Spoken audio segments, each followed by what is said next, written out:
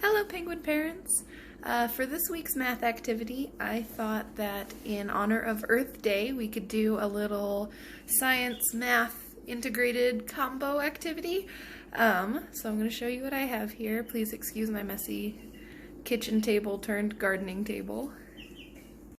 So I'm going to be sending home some seeds and some soil cups for you guys, as well as some measuring equipment. And I think this will be a fun way for you guys to have an ongoing project with your kids, and also to do some easy integrated math and science stuff that's not going to feel like math and science stuff. So sneaky. So these are sunflower seeds, and I'm going to give you each a bundle. And the first thing I'd say would be a good thing to do with your kids is just have them count how many seeds are there, so you can kind of get a feel of their number sequencing skills. And then another math concept that doesn't sound like a math concept because it seems so simple to us adults, but having them be able to make groups of different numbers. For example, if you want to plant 3 of the sunflower seeds, you can ask them to make a group of 3. Or if you want to maybe give some to your neighbors, you can ask them to count out 5 and make a little group of 5 seeds. That's an easy one to start with. And then, I'm sure you know where this is going, you're going to have them help you plant your little seeds, which I think, it doesn't say how many to put in there. So you could use this as a little experiment. If you have extra cups, you could split the seed starting soil I gave you, and maybe you can do, oh no, I dropped it.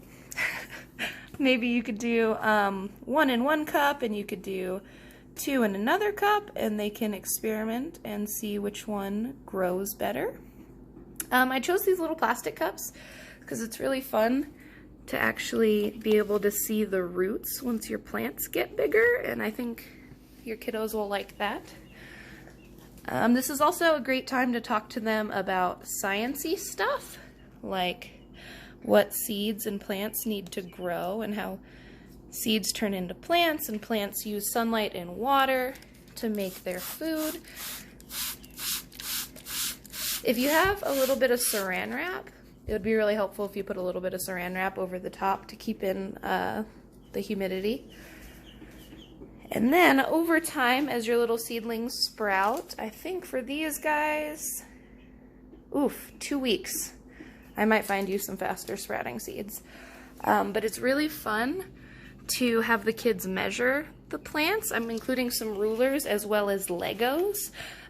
Using Legos to measure is a really great way for them to practice, well, measuring, and also one-to-one correspondence, so that'll be fun. And it doesn't feel like math work, you know? Math can be fun if we make it fun. And then if you think it would be appropriately challenging for your child, it would also be a really great time to introduce the concept of like a scientific journal.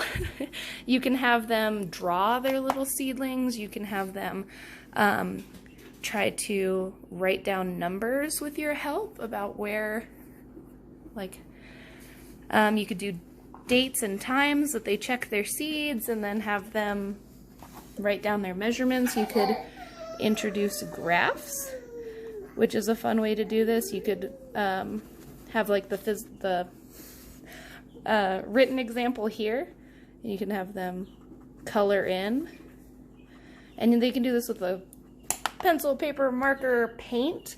You could have them make the graph with their little Legos. That's super fun too. Is there anything else I wanted to add to this? No, I think that's it. I'm hoping this will be really fun for your kids to watch. Like I said, I might find you faster sprouting seeds so that it's more instantly gratifying. I think my lettuce came up in like 2 days. I might send you lettuce too. All right, well, I hope you guys have fun with that. Super simple, integrated science and math. And if you have any questions, feel free to email me.